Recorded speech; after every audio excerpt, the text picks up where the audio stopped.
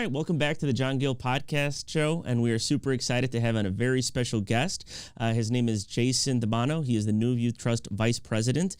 He's a graduate of the University of Central Florida and has since acquired about 15 years of experience in the self-directed IRA industry. He served as both the Director of Business Development and Director of Operations at the company. And as a self-directed custodian with over $1.4 billion of assets under custody, now in his role as the corporate vice president, he oversees the day-to-day activities of the company. So we're super fortunate to have him on, and he's also provided continuing education to CPAs, attorneys, real estate professionals, and currently resides in Central Florida with his wife and kids. Is that correct? You got it. You nailed it all. Wonderful. Awesome. Well, Jason, thank you so much for being on the show. We're super thrilled to have you on today. If you could just tell us a little bit more about yourself and about the company, that'd be great. Sure. Happy to. Well, thanks for having me. Sure. Looking back now, it's been a long 15 years because it seemed like yesterday when I was kind of getting out of college and looking for an internship as I was wrapping up, and I stumbled across a little company, really a small company, 3 employees at the time, that dealt with this very unique real estate inside a retirement plan, all foreign to me. And I took a little bit of a leap of faith from an internship standpoint, largely in part because when I talked to my dad about the opportunity, he said, well, you can't buy real estate in an IRA. My broker told me that you couldn't do that. And I thought, man, obviously dad says no, right? I'm obviously more intrigued, but it's been a fun 15 years. I've seen a lot of things change in both the real estate industry and the self-directed industry, but I've learned a lot over the years and seen a lot of people take their retirement money and move it into real estate for good reason. And some of that we can talk about today. That's fantastic. So tell us a little bit about the company and what is it exactly that you all do? Sure. So NuView Trust Company is a third-party custodian, so we're passive in our role. So unlike Schwab or Fidelity or TD Ameritrade, we're not a brokerage firm. We simply provide passive custody to retirement accounts. In doing so, it allows us to hold and offer our clients the ability to invest into anything the IRS permits. And real estate, private notes, mortgages, that sort of thing are all permissible. But most companies, most brokerage, because it's not a stock, bond, or mutual fund, simply won't custody it. So companies like NuView were created to be able to give clients the ability to buy those types of investments and still do it inside a tax-advantaged account. And so we provide the custody, the IRS reporting on an annual basis. What we don't provide is investment advice, due diligence, or any sort of investment product where we remain passive in our custodial role. I understand. And how exactly does an IRA differ from a 401k? Can you go into some of the details between the two? Sure. And I think most people use those two, terms interchangeably. Absolutely. But you're right. There's a difference. The key thing between a 401k is an employer plan. So most people, maybe some self-employed people are maybe the exception, but most employees, they're covered under some sort of group plan, right? They work at AT&T or they work at, a large company that offers a 401k plan. Those plans are great. They're payroll deduction. They take money out of your paycheck before you have a chance to spend it yourself. They typically offer a match, which is awesome. So we encourage everybody to at least contribute to the match. The drawback to a 401k is you're governed under the rules set by the employer. And most employer 401k plans have very limited investment choices, usually between 7 to 10. An IRA is an individual retirement account.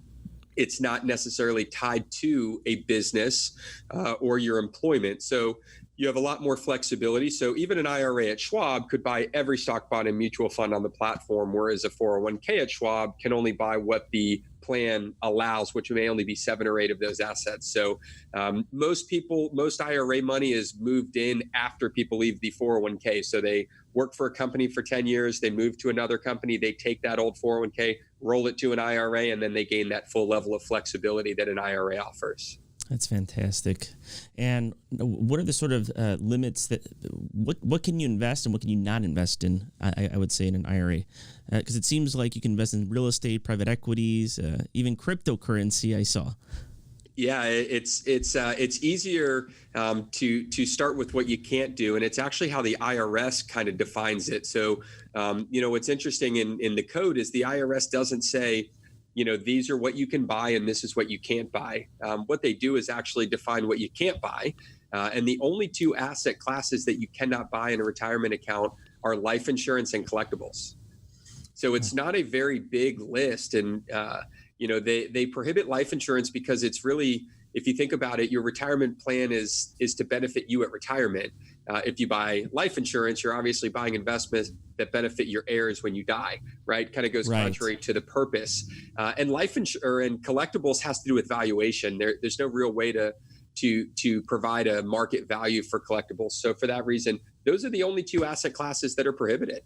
Everything else is fair game. So as you mentioned, cryptocurrency, real estate, private mortgages, private equity. We've seen clients make crazy investments. Got a couple clients that own racehorses, and we've had clients that have bought sport tickets and hired a broker to go sell them, for a profit. So we see a little bit of everything, and the beauty is our clients can be as creative as they want. That's awesome. That's awesome. And is there a limit to the amount that you can invest into each asset class, or can you go all in, or do you have to can you take out a certain amount per transaction? Yeah, great question. And what's great about IRAs is there's no limitation on your investments. As long as it's permissible, if you want to put 100% of your investment into one asset class, or you want to put 10% into 10 different asset classes, the beauty of self-direction is that choice is yours. That is amazing. And so walk us through the process. Someone, self-employed individual in real estate looking to set up an IRA, they go to you. What does that process look like? So the reason somebody would come to us really is because they want to use retirement money that they've accumulated. Mm-hmm. Most of our clients, not to say that we don't have clients that start IRAs with us, but most of our clients come with some sort of accumulated retirement fund. So they've had an old 401k or a couple old 401ks. And they're just tired of buying stocks, bonds, mutual funds, and guessing at what the market's going to do. And I think we'd all agree, the last couple months in the market has really, magnified the fact that there is no real way to win in that game. Right. 20 million people go unemployed. The entire economy is shut down for a minimum of 30 days, and the market is blowing into all-time highs. It goes contrary to what conventional wisdom would tell us would drive stocks up and down. So people that are looking at that saying, you know what, that's a fool's game. I'll save my gambling for Vegas, and I'll do my investing into asset classes I know and understand. Real estate being obviously a big one, private loans, being another big one, even private equity, because you have a much more, insight into what the company does at a micro level, versus looking at it at this broad, publicly traded stock level. So somebody comes to us because they say, you know what, instead of putting 50 or 100 or 200 or $500,000 into stocks and bonds, I want to go buy a rental property, or I want to go invest into a new construction property and flip it, or, a rehab property, whatever it may be. So once they get here, the act of moving their account is simple, no different than moving from Schwab to Fidelity or vice versa. And then once it's here, they've got to tell us what they want to buy. There's a couple things they'll need to do. Obviously, it's self-directed. They're going to have to provide us some paperwork on the investment they're making. But short of that, it's a pretty easy and straightforward process. Got it. And is there any sort of reporting on their end that they have to abide by or follow through with? Meaning not a lot. Okay. I mean, so the thing that really they're having us do. So what we provide is all the record keeping and reporting for anything that comes through us. So if you buy a rental property and you're going to direct your tenants to mail their rent checks directly to us, we'll track all of that. What we are not is property managers. So we'll collect the rent, we'll deposit it, we'll notify you that we received it. But if it's late, we're not going to assess a late fee to your tenant. If we don't receive it, we're not going to call your tenant. Mm-hmm. We are passive, but we will collect the money and then expenses. So if you own a rental property in the IRA and it's got an electric bill or it's got a repair, that has to be paid out of the IRA. And you can go right on our website like you would at your bank and put in the bill payment information, and we'll cut the check to That's that awesome. Party. That's awesome. And how much can you contribute annually?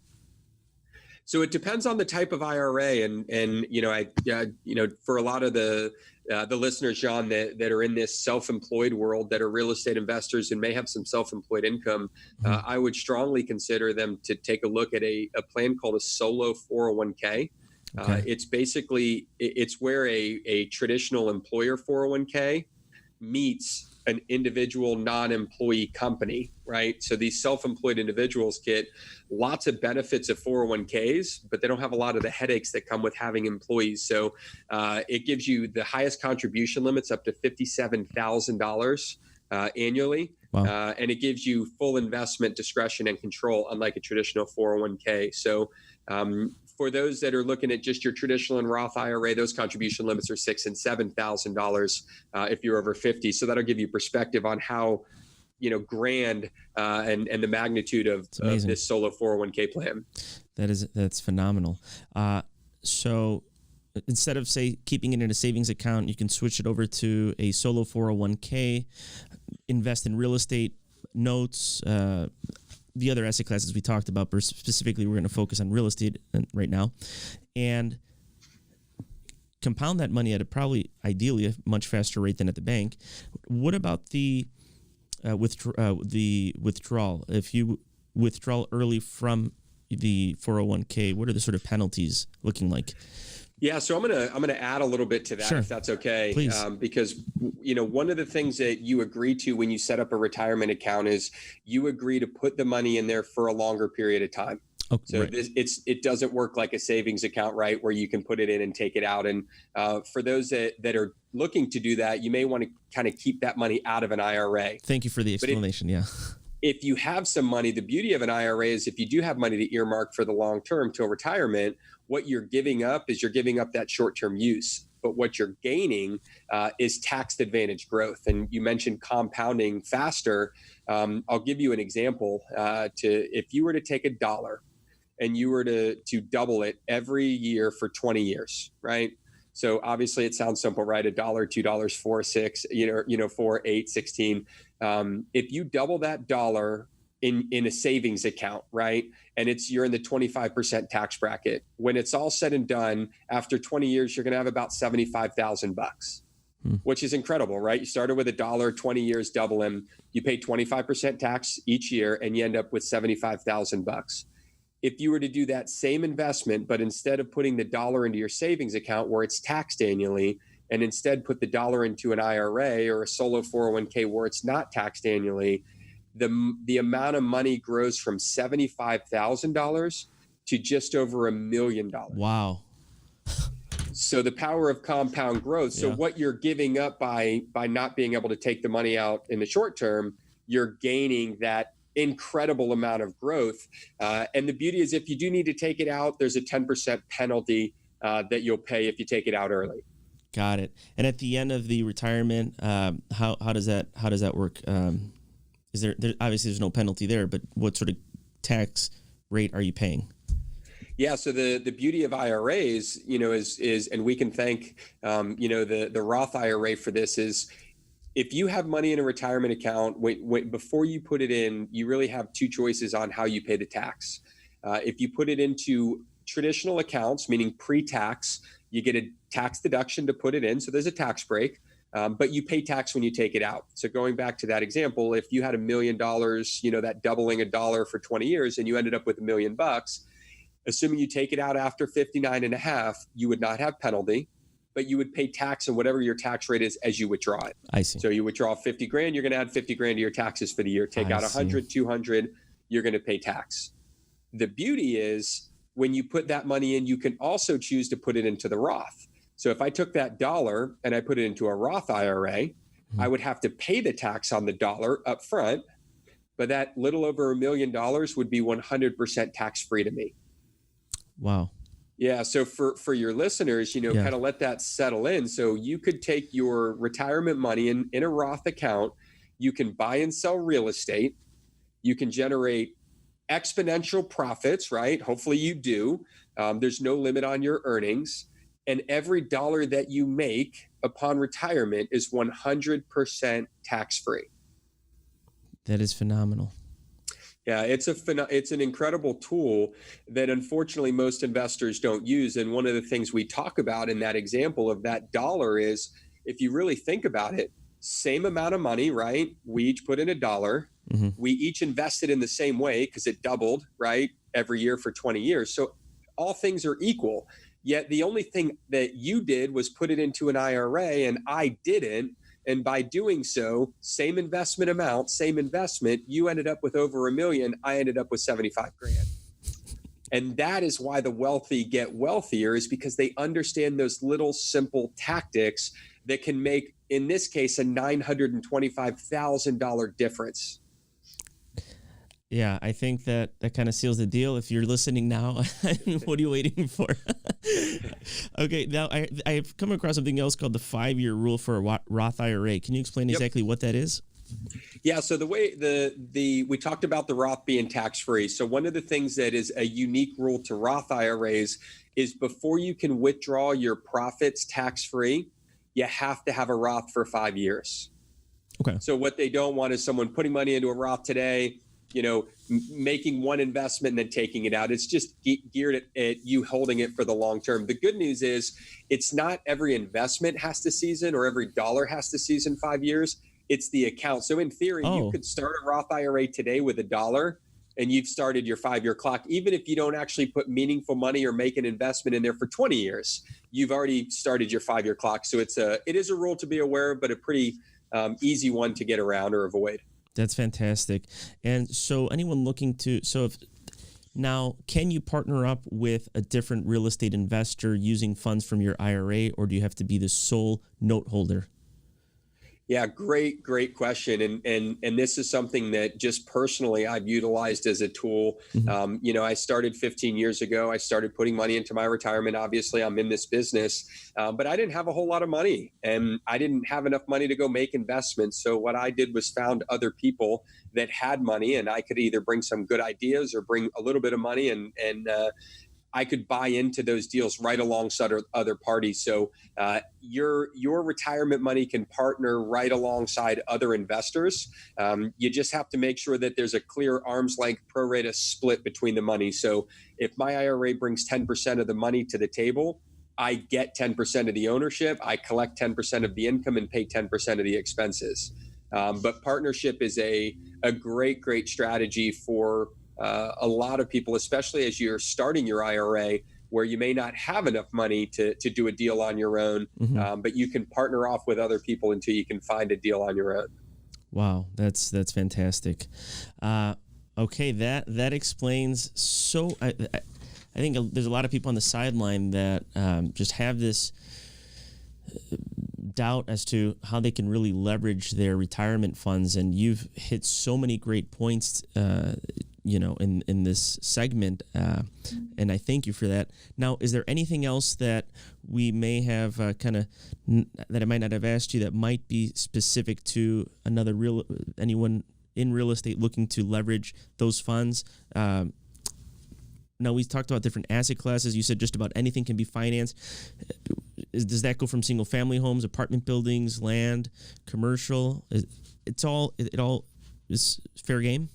Yeah, I mean, that's really the beauty is if it's not on the list of prohibited asset classes, which is life insurance and collectibles, it by virtue of not being on that list is on, right, the permissible investment asset class list. So yeah, one of the things that I learned early on in this business, and I grew up, just to give a little perspective, my dad owned a few pieces of property along the way. He did try to do this in his own IRA years before and was told no, which is kind of ironic, but my dad always has bought and sold single family rentals. And as a kid, I always thought real estate investing was, toilets and tenants, and you rent the property out and you collect the rent, and then you go in and clean up after them when they move out. And it didn't take but about a month of being here for me to realize there's a million and one ways to make money in real estate. The traditional way of buy, hold, sell, right? Buy, rent, sell, buy, repair, sell.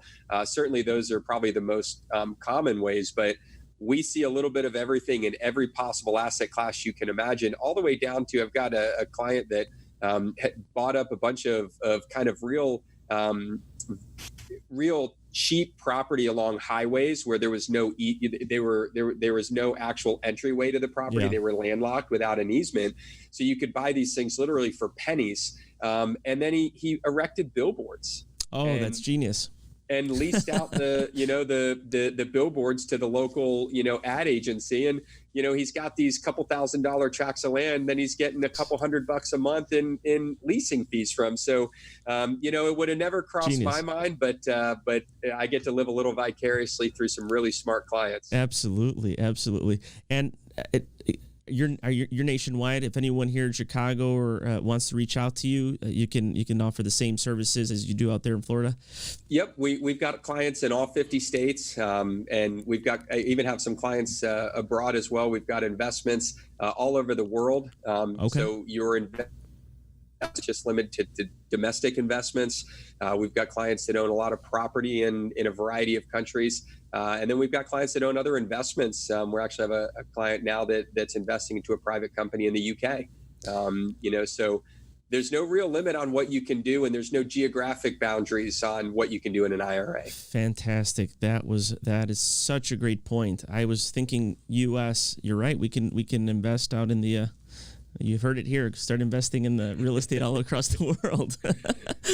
Okay. Well, Jason, thank you so much. If anyone wants to get a hold of you, what's the best way to reach you? Two ways to get to us. First way is obviously our website. So that's www.nuview with a U, NuView IRA.com. Or I'm sorry, let me repeat. Yeah, can you repeat, because there was a little buffer there? Sure. It's actually NuViewTrust.com. We do have, you can go to NuViewIRA.com or NuViewTrust.com. They'll both get you to the same place, but NuViewTrust.com. That's the easiest, or you can reach us by telephone 877-259-3256. And that'll get you in, to our phone system here, and you can get to the sales or operations folks here. That's awesome. And then one last point: how quickly does someone who wants to set up the IRA? How long would that take exactly? You said it's just a simple application online. Yep. Okay. Yeah. So it's really two-part. The opening up the account, which is kind of filling out our paperwork and setting that up, can all be done online or in paper. Okay. Whatever your preference is. That takes a day or so. The only thing that may take a few days is if you're moving money from an old 401k. You have to make that request as the account holder. We cannot go get old 401k money. So it's really contingent on how long it takes you to reach out to them and how long it takes them to send us the money. I see. If you're moving an IRA to us, so you've got an IRA at Schwab and you're moving it to NuView, that process generally is about 3 to 7 business days for them to get us the money. And we'll request that money on your behalf. So you tell us where the money is and we'll go get it if it's in an IRA, and that kind of expedites the process a little bit. But a week to 2 weeks tops. It can happen in a few days if you really stay on top of it. But a week to 2 weeks and all the money's here and it's ready to go. And one other point: how quickly can the funds be wired to the investment? So if you're looking quick as 24 hours, Okay. So depending on the investment, we usually suggest 48 to 72 hours, just because there's a lot of moving parts. And obviously there's a million and one ways our clients invest the money. So there's no straight answer, but our turnaround time really on any investment from the time we have the checklist completed, which is kind of a list of what we'll need to fund it, 48 to 72 hours. And obviously we try to beat that, but that's our SLA guarantee that we provide to our clients. Fantastic. Well, you heard it here. Real estate, racehorses, billboards, it can all be financed, right? That's phenomenal. Jason, thank you so much. It's been a great pleasure. And I would love at some point to again have you back on the show. And if any of our clients have any questions, they can ask you also directly at some point in time. That'd be great. Yeah. So Jason, thanks again. And, hopefully when I'm out in Florida, I can go and stop by, say hello to everyone there on the team. Yeah, John, we'd love that. And as we tell all of our northern friends, best time to visit us is generally January, February, and March. I'll take it. So we're happy to have you anytime, but certainly understand why you may want to schedule it during that time frame. So I wish you everyone the best. Thanks so much for having us. All right. Thanks again, Jason. Appreciate it. All right. Take care. All right. Take care.